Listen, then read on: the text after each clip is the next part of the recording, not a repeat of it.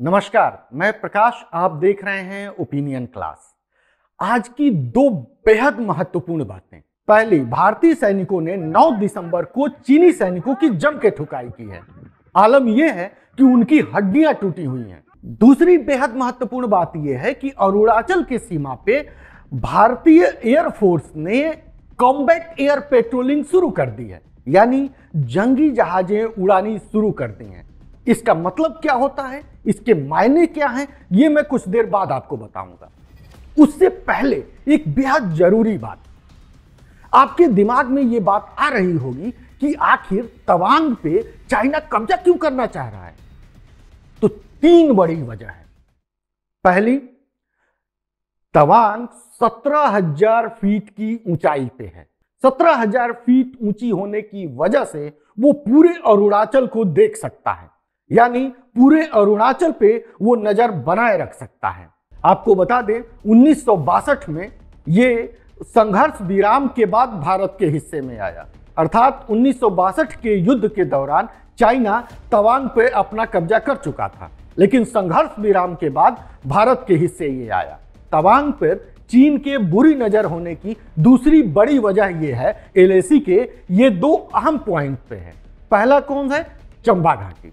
चंबा घाटी नेपाल और तिब्बत के बॉर्डर पे है। दूसरी जगह तवांग है, जो चीन और भूटान के जंक्शन पे है। यहां से चीन के लिए पूरे तिब्बत पे नजर रखना बेहद आसान होगा। तवांग को लेके चीन की तीसरी बड़ी वजह जो है, दलाई लामा है। दरअसल 1959 में तिब्बत से निकलने के बाद दलाई लामा ने तवांग में ही कुछ दिन बिताए थे। यहां एक बड़ा बौद्ध मठ भी है।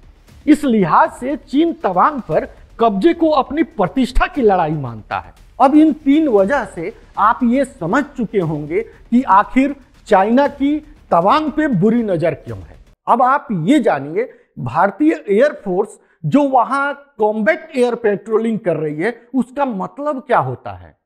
कॉम्बैट एयर पेट्रोलिंग या जंगी उड़ानों का मतलब है लड़ाकू विमानों के लिए उड़ान का मिशन तय करना।